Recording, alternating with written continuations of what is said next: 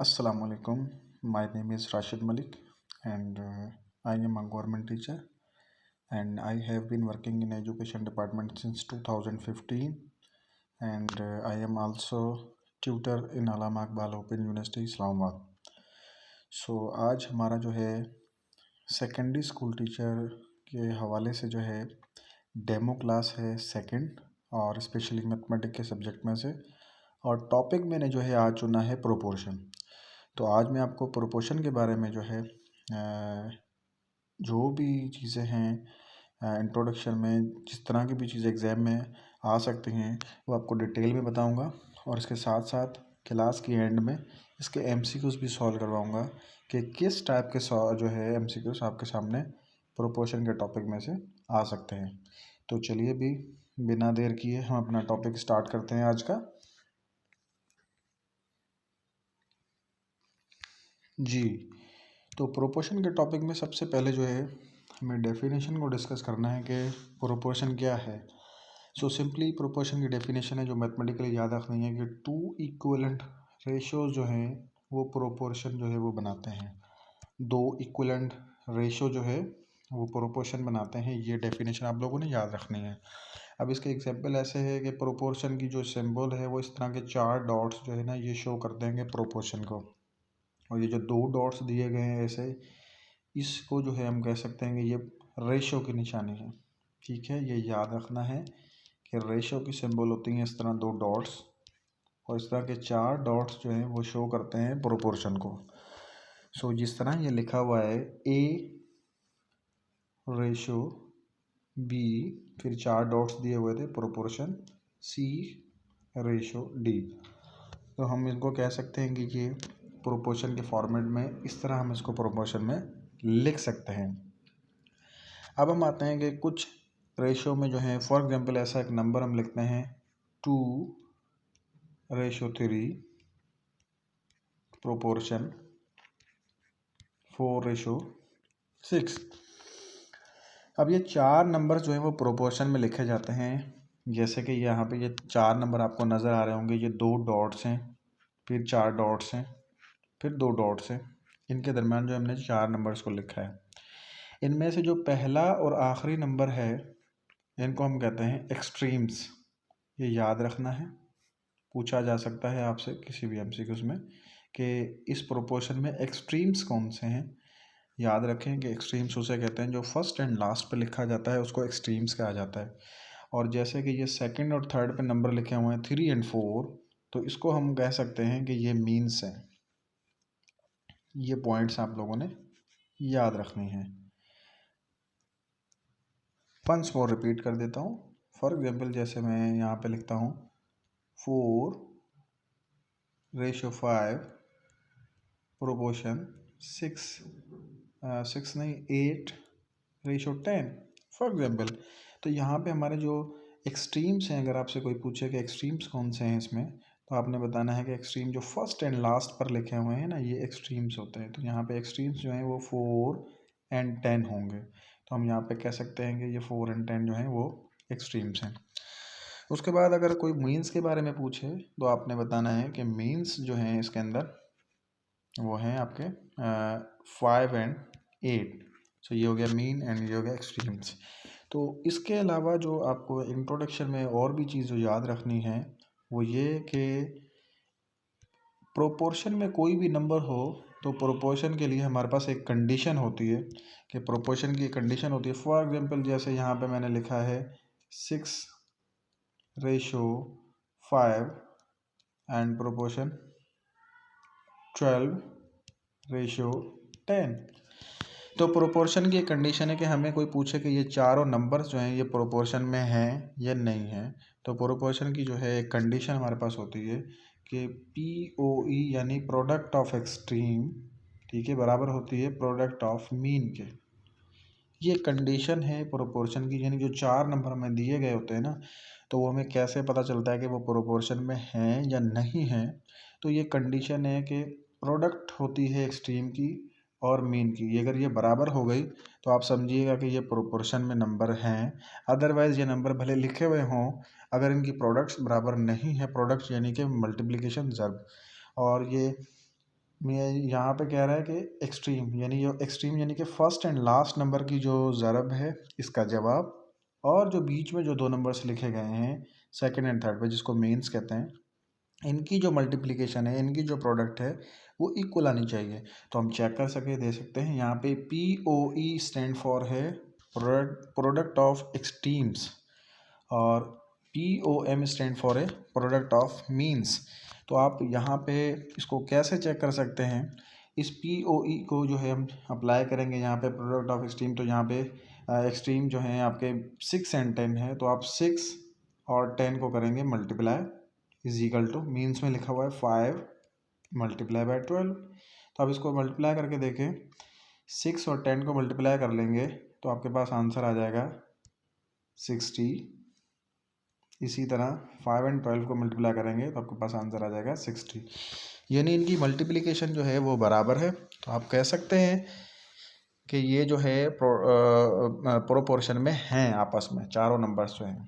ठीक है, इस तरह आप चेक कर सकते हैं किसी भी चार नंबर्स को। ठीक है, आगे चलते हैं कि इस तरह के किस टाइप के क्वेश्चन जो है वो आपको देखने को मिल सकते हैं डिफरेंट एग्ज़ाम्स में। सो ये है एक हमारे पास, जिसमें लिखा हुआ है कि पहले ही सवाल में decide whether the following in proportion और नॉट। बताइए कि नीचे दिए गए जो चार नंबर्स हैं ना, इनमें से प्रोपोर्शन में जो हैं कौन सा है और कौन से नहीं है। तो इस टाइप के सवालों के लिए आपने ये चार नंबर दिए गए हैं 2, 3, 4, 6। पहले तो अपने इसको प्रोपोर्शन में लेकर आना है। तो प्रोपोर्शन में आप यूँ लिखेंगे 2:3, फिर प्रोपोर्शन के चार डॉट्स लगाने हैं 4:6। अब ये लिख लेने के बाद फिर आप लोगों ने प्रोपोर्शन की हमेशा जो है ना एक कंडीशन याद रखनी है, फर्स्ट एंड लास्ट की जो मल्टीप्लिकेशन होती है जिसको एक्सट्रीम्स कहते हैं, यानी ये वाली कंडीशन एक दफ़ा लिख कर बता दो कि POE जो है वो POM के बराबर होना चाहिए। ये कंडीशन है। अगर ये जवाब बराबर नहीं आते तो हम कह सकते हैं कि ये जो है प्रोपोर्शन में नहीं है। तो इसको पहले चेक करते हैं कि ये हैं या नहीं। तो प्रोडक्ट ऑफ एक्सट्रीम यानी फर्स्ट एंड लास्ट की मल्टीप्लिकेशन, आप 6 को 2 से मल्टीप्लाई कर लें, जवाब आ जाएगा 12।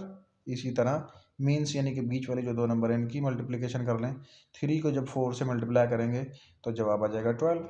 यानी पहले और आखिरी की मल्टीप्लिकेशन और बीच वाले दो नंबर्स की मल्टीप्लिकेशन आपस में बराबर हैं, तो हम कह सकते हैं कि ये प्रोपोर्शन में हैं। तो यहाँ पे हमने ये चेक किया कि ये जो नंबर है फर्स्ट पे, मतलब ये जो फर्स्ट पे जो रकम लिखी हुई है ये आपकी प्रोपोर्शन में है, इसको राइट लगा देंगे। अच्छा भाई, अब दूसरा हमारे पास जो है 5, 10, 15 एंड 20, इसको चेक करना है कि ये प्रोपोर्शन में हैं या नहीं है। तो यहाँ पे आप लिखेंगे, पहले तो प्रोपोर्शन में लिखेंगे 5:10 प्रोपोर्शन 15:20। तो आपने वही कंडीशन अप्लाई करनी है, फर्स्ट एंड लास्ट की मल्टीप्लिकेशन। तो 15 को जब 20 से मल्टीप्लाई करेंगे तो आप 5 को जब 20 से मल्टीप्लाई करेंगे तो आपके पास आंसर आ जाएगा 100। ठीक है, और राइट साइड पे अब ये जो सेकंड एंड थर्ड पे है ना नंबर, इनकी मल्टीप्लिकेशन कर लें। 10 को जब 15 से मल्टीप्लाई करेंगे तो आंसर आएगा 150, जो कि आपस में बराबर नहीं हुए। इट मीन्स कि जो सेकंड नंबर पे है हमारा सवाल, ये प्रोपोर्शन में चारों नंबर जो हैं वो नहीं हैं। ठीक है, अब इसी तरह के आपको एग्ज़ाम में सवाल आ सकते हैं। फॉर एग्जांपल आपके पास ये सवाल लिखा हुआ हो कि which of the following is in proportion. बताइए नीचे दिए में से कौन से प्रोपोर्शन में। अब इसी तरह के जो है ना वो ऑप्शन ए में लिखा होगा, ऑप्शन बी में, सी में, और आप देख के कहेंगे कि ये तो सारे ही प्रोपोर्शन में, लेकिन उसको आपने ऐसे चेक करना है कि ये प्रोपोर्शन में है या नहीं, product of extreme is equal to product of means के थ्रू। आगे चलते हैं, इसके बाद हमारे पास किस टाइप के जो है वो सवालात आ सकते हैं। क्वेश्चन नंबर मैंने सेकंड लिखा है, इसके अंदर लिखा है कि find the unknowns in the following proportionals. अब ये जो चार नंबर्स दिए गए होते हैं ना, इनमें से कोई ना कोई एक नंबर गायब हो जाया करेगा और आपसे वही नंबर जो नहीं मिला हुआ होगा इसमें प्रोपोर्शन में उसको फाइंड करने को कहेंगे। ये बहुत ही इंपॉर्टेंट सेक्शन है प्रोपोर्शन का, और यहाँ से बहुत सवाल आ सकते हैं और आते हैं। सो फॉर एग्जांपल पहले सवाल को मैं सॉल्व करता हूँ। इसके अंदर जो है ना x की वैल्यू फाइंड करनी है, और हमें वो कंडीशन याद होनी चाहिए कि फर्स्ट और लास्ट एक्सट्रीम्स कहते हैं और इनकी मल्टीप्लिकेशन जो है ना वो बराबर होती है।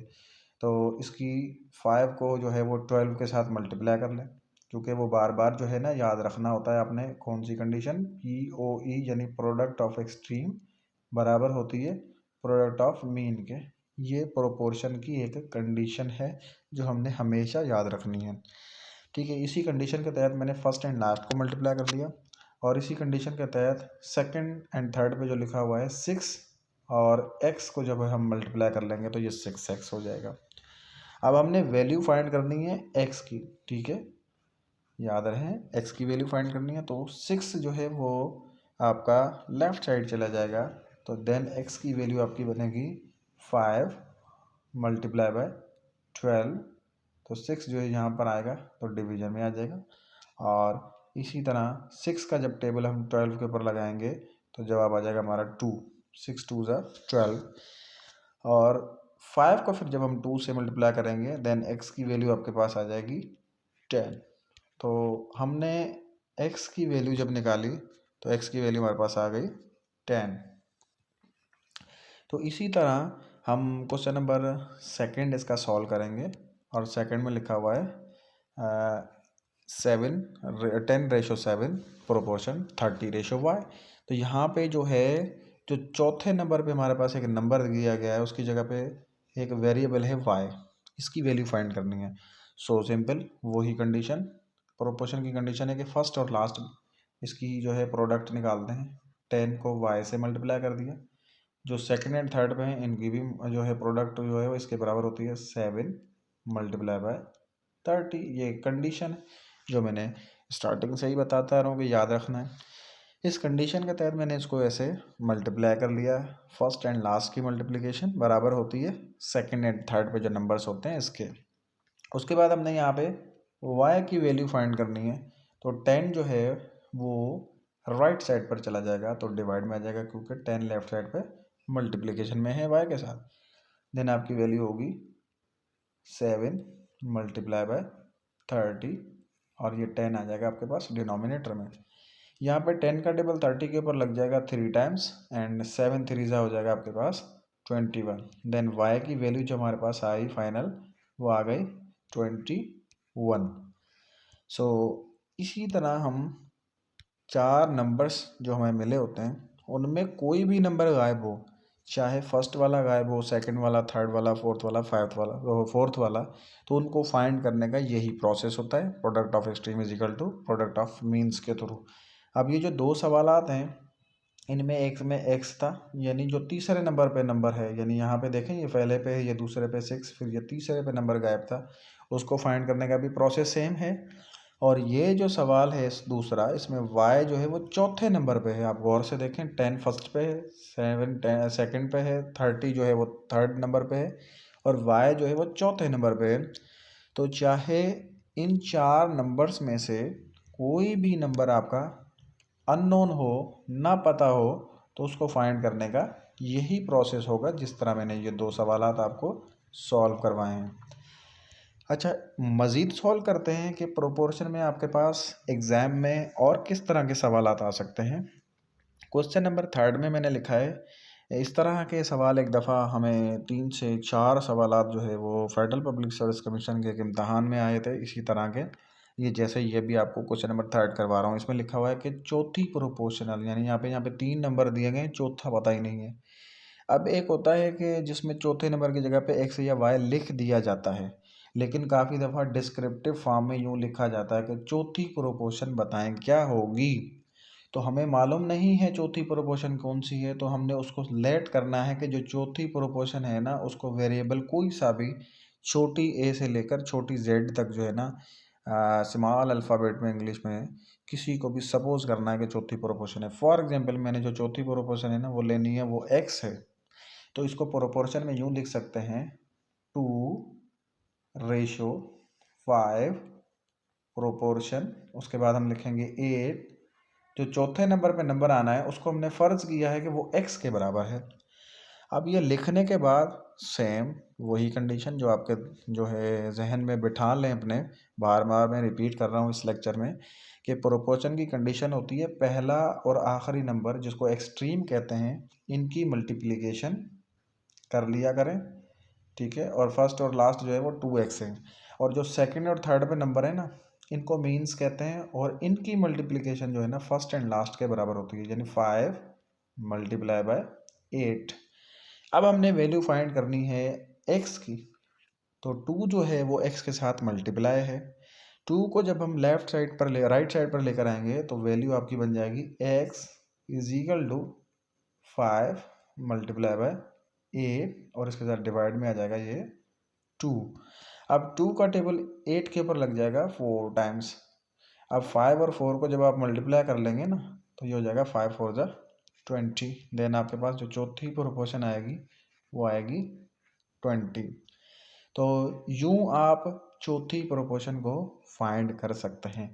यानी कभी भी आपके पास डिस्क्रिप्टिव फॉर्म में यह सवाल आ जाए कि चौथी प्रोपोर्शन फाइंड करके बताएं, तो आपने उसकी जगह पे एक अननोन वेरिएबल लेना है, x y z कोई सा भी a b c, उसके बाद आपने इसको सॉल्व कर लेना है, ठीक है। चौथी प्रोपोर्शन आपने फाइंड कर लेनी है। अच्छा, अब हम आते हैं क्वेश्चन नंबर 4 के ऊपर। एंड क्वेश्चन नंबर 4 में लिखा हुआ है कि find the mean proportion of 4 and 9। तो यहाँ पे पहला और आखिरी नंबर हमारे पास गिवन है, बीच वाले दो नंबर्स गायब हैं। अब वो मीन प्रोपोर्शनल कौन सी हैं वो नहीं मालूम। बिल्कुल स्टार्टिंग में हमने पढ़ा कि हम कैसे चेक करेंगे प्रोपोर्शन में कौन से नंबर हैं। उसके बाद हमने पढ़ा कि जब हमारे पास एक नंबर गायब हो जाए तो उस एक नंबर को चारों नंबरों में से एक अननोन होता है उसको कैसे फाइंड किया जाता है। फिर उसके बाद हमने तीसरा केस पढ़ा कि जिसमें चौथी प्रोपोर्शन ना मालूम हो और डिस्क्रिप्शन में आ जाए तो उसको कैसे फाइंड किया जाता है। अब जो हमारे पास केस आया है वो ऐसा आया है कि जिसमें पहला और आखिरी नंबर मिला हुआ है, बीच वाले नंबर्स गायब हैं। इस तरह के सवालात ऐसे फाइंड करने सॉल्व करने होते हैं। इसमें आपने सपोज करना होगा, लेट करना होगा कि जो मीन प्रोपोर्शनल है ना वो आपके पास है, फॉर एग्जांपल x है, यानी आपने सेकंड नंबर जो है वो भी x लेना है, फिर जो थर्ड नंबर पे आएगा ना आपका नंबर वो भी आपने x लेना है। फर्ज करते हैं आपने जो थर्ड नंबर और सेकंड नंबर लिया है y, देन दोनों साइड पे आपने y लिखना है। अब इसको मैं मैथमेटिकली आपको करने का तरीका बताता हूँ। फॉर एग्जाम्पल हमने जो है ना वो x ले लिया, ठीक है, मीन प्रोपोर्शनल में, तो आपने इसको यूँ लिखना है 4, ये तो हमें गिवन है फर्स्ट पे, यहाँ पे सवाल में ही 4 है, 4 रेशो सेकंड पे जो नंबर लिया है वो x लिया है तो यहाँ पे आपने x पुट कर देना है। उसके बाद प्रोपोर्शन की निशानी देनी है। उसके बाद जो थर्ड नंबर पे है वो भी आपने x ले लेना है, ठीक है। इसी तरह प्रोपोर्शन रेशो, फिर जो फोर्थ नंबर पे है वो हमें गिवन है यहाँ पे 9। एक दफ़ा फिर से रिपीट कर देता हूँ इस चीज़ को कि यहाँ पर जो है हमने जो बीच वाले नंबर्स हैं ना वो कोई सा भी वेरिएबल लेना है x, तो वो सेकंड पे और थर्ड पे जो है वो ही नंबर रखना है, मतलब वेरिएबल रखना है। अब हमें कंडीशन के मुताबिक पता है कि फर्स्ट एंड लास्ट की मल्टीप्लिकेशन की जाती है, तो फर्स्ट एंड लास्ट की मल्टीप्लिकेशन कर लें, 4 एंड 9 को मल्टीप्लाई कर लें। इसी तरह सेकंड और थर्ड की करी जाती है तो इसको भी कर लें, तो ये हो जाएगा x को x से मल्टीप्लाई करेंगे तो आपको पता है कि क्या होता है, ये हो जाएगा आपके पास x स्क्वायर। उसके बाद 9 4 जा 36। अब हमारे पास आंसर आ गया x square is equal to 36, और हमने वैल्यू फाइंड करनी है x की, x स्क्वायर की नहीं फाइंड करनी। तो यहाँ पर हमने क्या करना है, x के ऊपर से स्क्वायर गायब करने के लिए हमने दोनों साइड पे लेना है अंडर रूट। जब दोनों साइड का अंडर रूट लेंगे तो x के ऊपर जो स्क्वायर होगा वो ख़त्म हो जाएगा, यहाँ पे x हो जाएगी, और लेफ्ट साइड पे जो 36 है इसका अंडर रूट निकालेंगे तो 6 आ जाएगा। और आगे चल के मैं आपको रेडिकल्स के बारे में बताऊंगा कि अंडर रूट कैसे निकाला जाता है और उसके कौन से प्रोसेस हैं। यहाँ पे सिर्फ आपने ये याद रखना है कि 36 का अंडर रूट 6 आएगा और x स्क्वायर का x आ जाएगा। सो नेक्स्ट चलते हैं। इसके बाद हमारे पास क्या है, हमारे पास ये थे भाई हमारा थ्योरी, यानी प्रोपोर्शन में क्या चीज़ें आ सकती हैं। अब हम आते हैं कि इस टाइप के जो है ना वो सवालात MCQs किस टाइप के होते हैं। तो सवाल नंबर पहला ही मैं आपके साथ जो है सॉल्व करके दिखाता हूँ। पहले लिखा हुआ है कि इन द गिवन प्रोपोर्शन 2:3 4:6 प्रोपोर्शन में है। इनमें मीन्स कौन से हैं? तो बिल्कुल आप देख सकते हैं कि मीन्स जो है ना वो बीच वाले नंबर्स को कहा जाता है, यानी 3 और 4 जो है ना ये मीन्स हैं। तो यहाँ पे बी ऑप्शन हमारा राइट होगा। क्वेश्चन नंबर सेकंड में लिखा हुआ है in the given proportion dash are extremes. तो यहाँ पे जो एक्सट्रीम्स कौन से होते हैं? एक्सट्रीम्स मैंने आपको बताया था कि फर्स्ट एंड लास्ट नंबर को एक्सट्रीम्स कहते हैं। तो यहाँ पे 2 और 6 जो है वो डी ऑप्शन में मौजूद है। तो आपके पास क्वेश्चन नंबर सेकंड का जो है राइट ऑप्शन डी होगा। उसके बाद हम आ जाते हैं क्वेश्चन नंबर थर्ड पे। क्वेश्चन नंबर थर्ड में लिखा हुआ है कि कंडीशन ऑफ प्रोपोर्शन, प्रोपोर्शन की कंडीशन कौन सी है? अभी अभी हम पढ़ चुके हैं थोड़ी देर पहले थ्योरी में कि प्रोपोर्शन की कंडीशन है कि प्रोडक्ट ऑफ एक्सट्रीम्स जो है वो प्रोडक्ट ऑफ मीन्स के बराबर होती है। तो यहाँ पे सी में जो कंडीशन दी गई है ना ये प्रोपोर्शन की कंडीशन है और ये याद रखनी है, इसी के ऊपर सवालात होते हैं हमारे सॉल्व। उसके बाद क्वेश्चन नंबर 4 पर आ जाते हैं। इसमें लिखा है which of the following is in proportion. अब नीचे दिए गए में से कौन सा प्रोपोर्शन में है? अब यहाँ पे देखें प्रोपोर्शन में कौन सा है। अब यहाँ पे मैं आपको बता दूं बी ऑप्शन जो है वो प्रोपोर्शन में, वो कैसे? आप यहाँ पे देखेंगे 2 जो है और 6 जो है इसको मल्टीप्लाई करेंगे 2 6 ज़ा 12। ये जो है थर्ड और सेकंड में जो नंबर है ना इनके अंदर 4 3 ज़ा 12 एग्जैक्टली प्रोडक्ट इनकी बराबर हो रही है। इस वजह से हम कहेंगे कि बी जो है वो प्रोपोर्शन में है। अब वो एस्पायरेंट्स जो हैं कैंडिडेट्स जिनको ए भी प्रोपोर्शन में लग रहा है और सी भी प्रोपोर्शन में लग रहा है वो इसकी एक्सप्लेनेशन सुन लें। ये भले ही लिखा हुआ प्रोपोर्शन में नज़र आ रहा है लेकिन ये कंडीशन के मुताबिक प्रोपोर्शन में नहीं है। आप करके देख लें, ये 1 है और ये 4 है, आप इसको मल्टीप्लाई कर लें 4 1 ज़ा 4। इसी तरह 2 3 ज़ा 6, यानी ये बराबर नहीं हुई प्रोडक्ट। इसी तरह सी में जो मौजूद है 4 और ये है 7, तो आप इसको भी कर लें 4 7 ज़ा 28, ठीक है। और ये 5 और 6 को मल्टीप्लाई कर लें तो 5 6 ज़ा 30। यानी ये कंडीशन के मुताबिक जो प्रोपोर्शन में है ना यहाँ पे बी में मौजूद है, ये याद रखना है। अच्छा, दूसरी एक और भी बात है वो भी आप लोगों ने याद रखनी है। जैसे यहाँ पे बी ऑप्शन में है ना, शॉर्टकट वे बता रहा हूँ जिस तरीके से मैं करता हूँ, ये आपको मैथमेटिकली वेज बता रहा हूँ, ठीक है। शॉर्टकट वेज ये भी है कि 2 3 रेशो इसके साथ 4 और रेशो 6 है। अब आप ये भी देख सकते हैं कि मुख्तलिफ वेज को इसको हर इंसान अपने हिसाब से इसको समझता है। एक तो एक ये भी वे है, इस तरह भी आप समझ सकते हैं कि ये 2 है तो इसका जो यहाँ पे जो नंबर अगला आ रहा है ना पहला पे, यानी ये न्यूमिनेटर फॉर्म में अगर लिखे हैं तो ये न्यूमिनेटर में होता है। ये 2 है तो यहाँ पे 4 आ रहा है, यानी 2 2 ज़ा 4 हुआ है। और ये 3 है तो ये नेक्स्ट पे 6 है, यानी इसको भी हमने 2 से मल्टीप्लाई किया है, इसको भी 2 से किया है। जब इसको 2 से किया ये 4 हो गया और 3 को 2 से किया तो ये 6 हो गया। इससे भी हमें पता चल रहा है कि ये प्रोपोर्शन में आ रहे हैं। और दूसरी बात ये है कि 2 और 2 रेशो जो 3 है इसको हम 2/3 भी लिख सकते हैं। और ये जो 4 डॉट्स हैं इसको हम इजिकल टू दे के और इस साइड 4:6 है ना, इसको हम 4/6 भी लिख सकते हैं। जब आप इसको सिंप्लीफाई करेंगे तो ये भी 2/3 बराबर 2/3 ही हो जाएगा। यहाँ पे भी आप इस तरह भी समझ सकते हैं कि प्रोपोर्शन को सीखने के लिए, समझने के लिए कि इनमें से कौन सी प्रोपोर्शन में है या नहीं है। सो हर शख्स का एक समझने का अलग प्रोसेस वे होता है, दिमाग में समझने का। आपके पास मैथमेटिकल वेज भी हैं, आपके पास कॉमन सेंस भी है, किस तरह आप समझते हैं जनरल चीज़ों को इस तरह। अच्छा भाई, उसके बाद हम आते हैं क्वेश्चन नंबर 5 पे। अब इनमें से नीचे प्रोपोर्शन कौन सा है? तो आप यहाँ पे देख सकते हैं कि ये जो पहला ए है ये आपने जो है टिक करना है राइट ऑप्शन। कैसे? 4 और 10 को मल्टीप्लाई करेंगे 40 एंड 5 को 8 से करेंगे 40, तो इनकी प्रोडक्ट बराबर हो रही है। इट मीन्स ये आपका जो है वो प्रोपोर्शन में है। बाकियों की आप करके देख लें, जवाब बराबर नहीं आएगा, ठीक है। भले ही आपको दिखने में प्रोपोर्शन में नज़र आ रहे होंगे लेकिन कंडीशन के मुताबिक प्रोपोर्शन नहीं है। उसके बाद क्वेश्चन नंबर 6 पर आते हैं। All are in proportion except, नीचे दिए गए में से सारे प्रोपोर्शन में हैं, एक नहीं है। अब वो कौन सा नहीं है? आपके पास राइट ऑप्शन बी है। और वो बी कैसे है आप कर सकते हैं, देखें 1 को 4 से मल्टीप्लाई करें तो ये 4 हो गया, 2 को 3 से मल्टीप्लाई करें तो ये 6 हो गया। यानी यही एक नंबर है जो कि 4 और एक साइड पे जवाब आ रहा है 6 बराबर नहीं है। इट मीन्स ये प्रोपोर्शन में नहीं है। बाकी सारे प्रोपोर्शन में हैं, भले आप चेक करके देख लें कंडीशन के मुताबिक सबके जवाब सही आएंगे। सवाल नंबर 7 पर आते हैं। All are in proportion except, नीचे दिए गए में से सारे प्रोपोर्शन में हैं एक के सिवा। आप जो बी ऑप्शन में है ना, इसको आप मल्टीप्लाई करके देख लें। 9 को 30 से करेंगे तो 270 आएगा जवाब, और 10 को जो है वो 27 से कर लेंगे, इसका भी 270 आ रहा है। ये जो है प्रोपोर्शन में है, ये नहीं। हमने सवाल में लिखना है, हमने सवाल में देखना है कि कौन सा प्रोपोर्शन में नहीं है।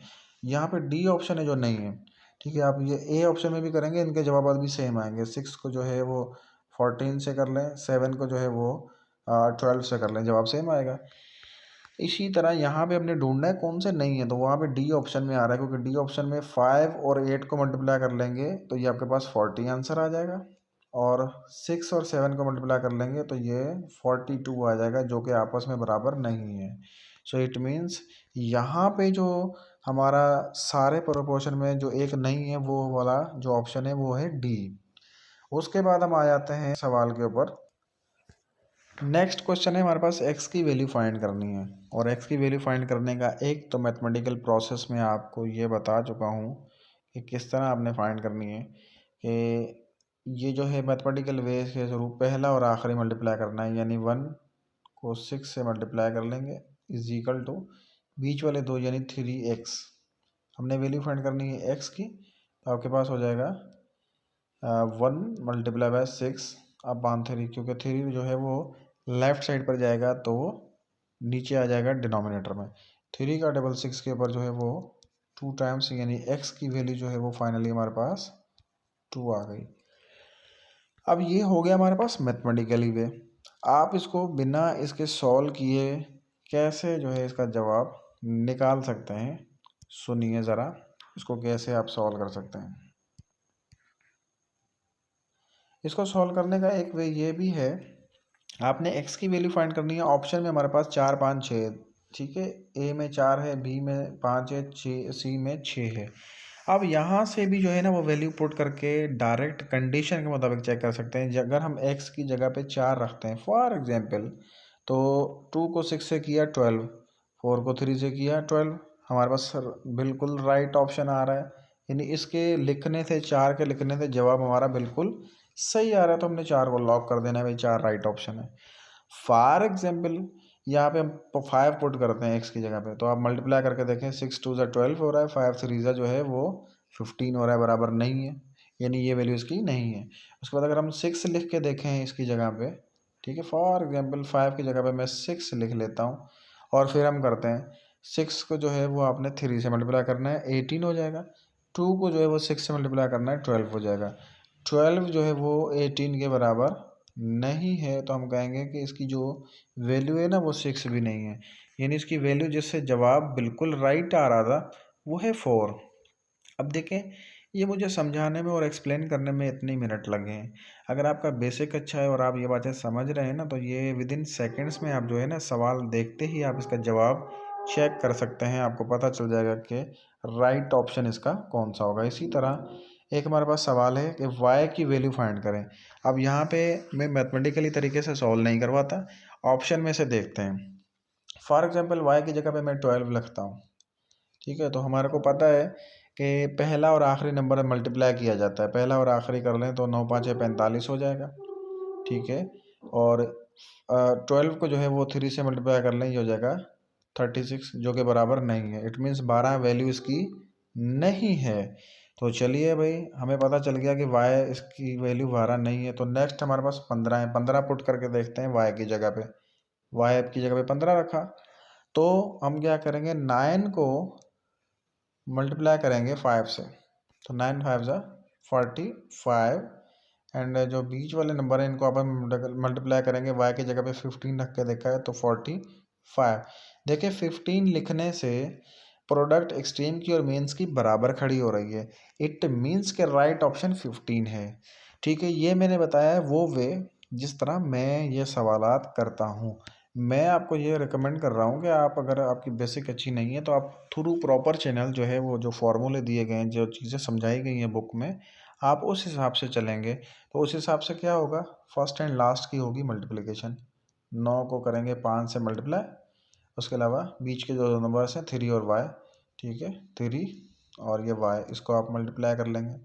हमने वैल्यू फाइंड करनी है y की, देन आपने क्या करना होगा, 3 को लेफ्ट साइड पर ले जाएंगे, 9 मल्टीप्लाई बाय 5 डिवाइड बाय 3, 3 का टेबल 9 के ऊपर 3 टाइम्स एंड 5 को 3 से मल्टीप्लाई कर लें, y की वैल्यू आ जाएगी आपके पास 15।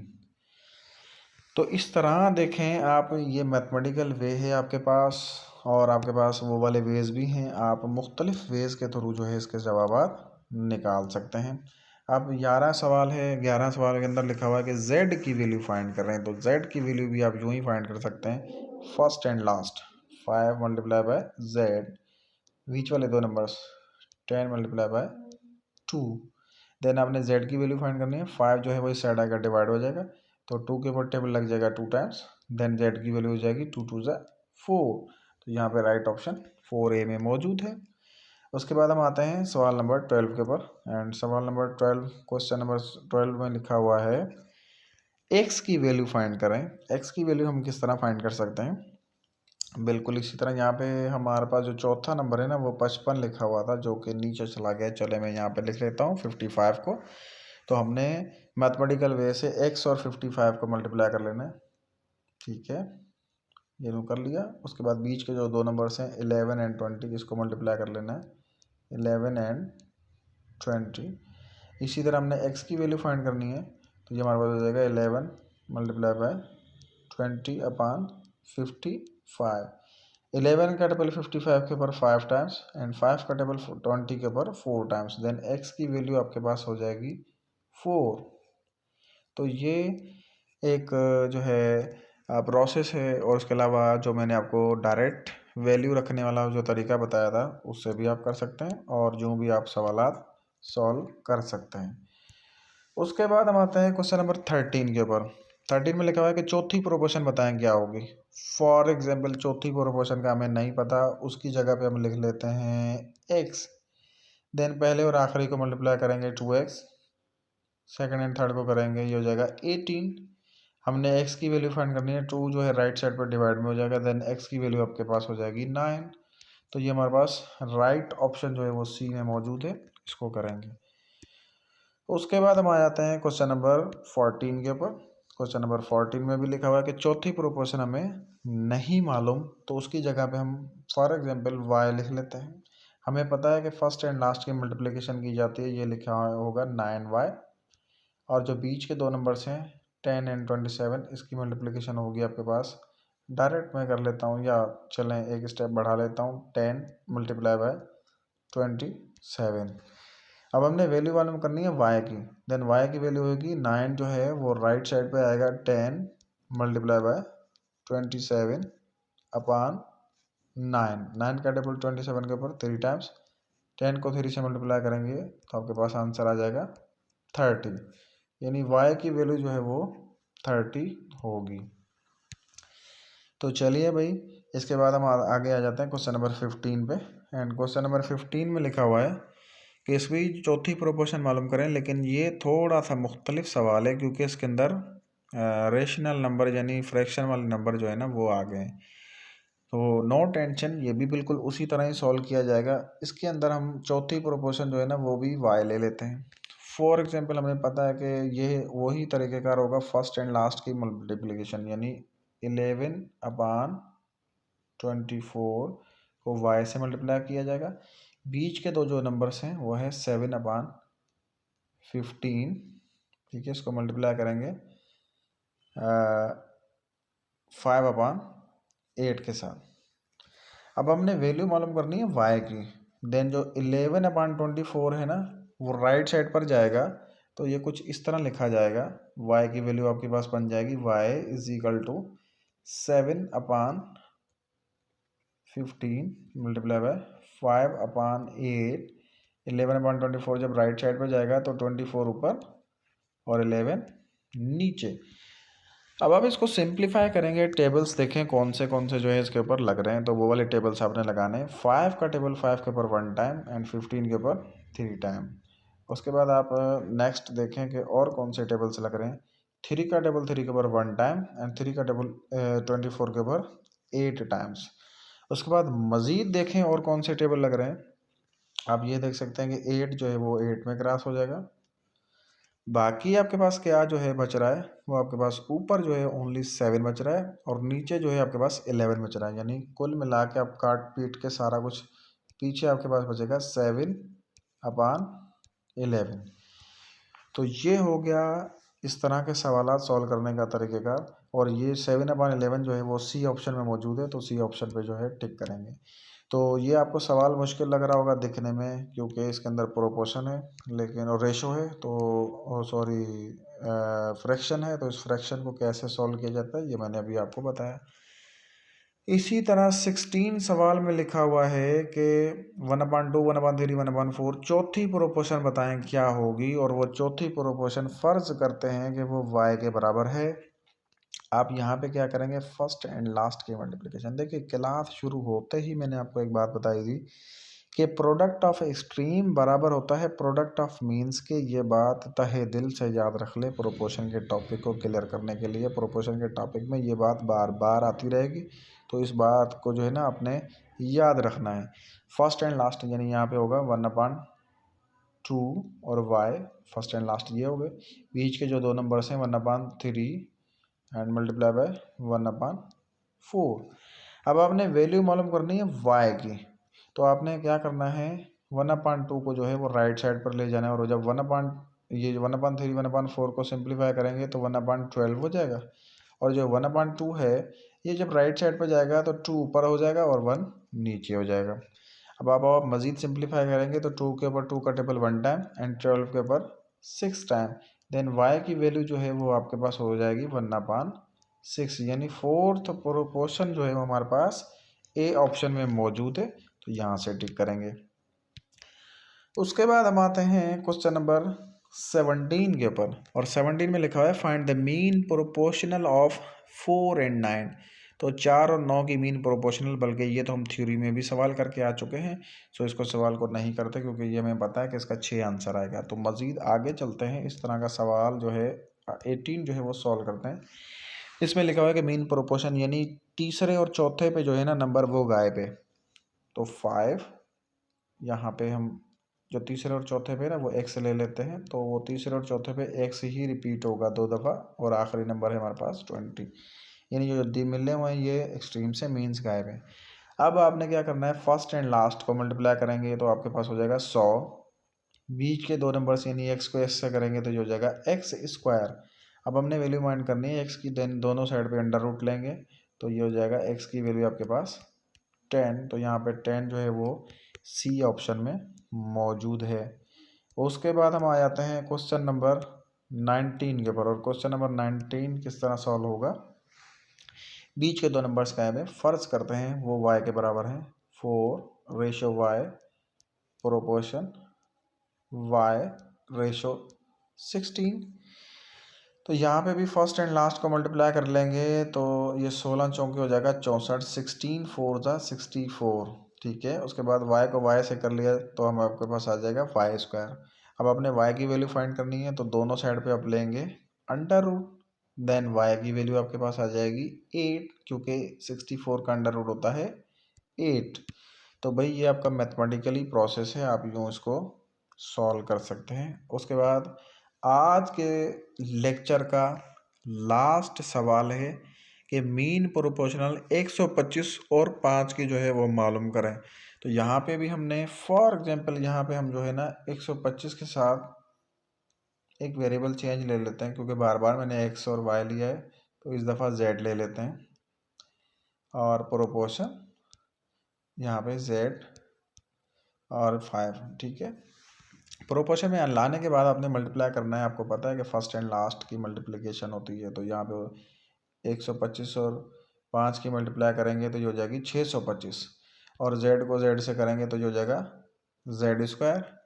और उसके बाद जो है नेक्स्ट हमारे पास प्रोसेस है कि हमने z की वैल्यू मालूम करनी थी z² की, नहीं तो दोनों साइड पे आपने लेना है अंडर रूट। जब आप दोनों साइड पे अंडर रूट लेंगे तो z की वैल्यू आपकी बनेगी 625 का अंडर रूट आप जब निकालेंगे तो वो निकलेगा 25।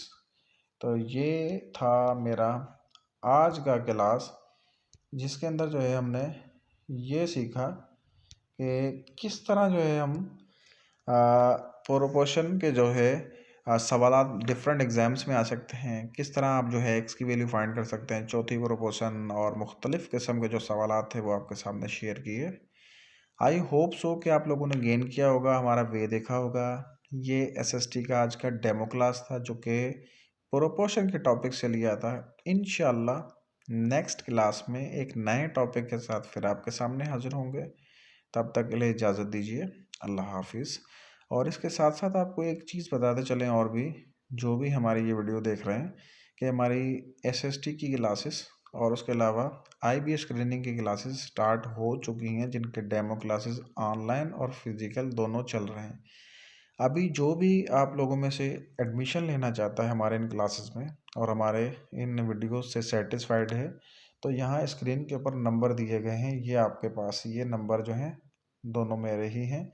आप इसके ऊपर व्हाट्सअप करके अपना एडमिशन ले सकते हैं, हमें बता सकते हैं कि आप किस प्रोग्राम में जो है वो एडमिशन लेना चाहते हैं। मैं यहाँ पे दोबारा से भी लिख सकता देता हूँ अपना नंबर 0300362881।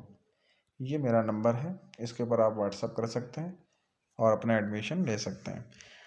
वीडियो देखने के लिए आप सब लोगों का शुक्रिया। अल्लाह हाफिज़।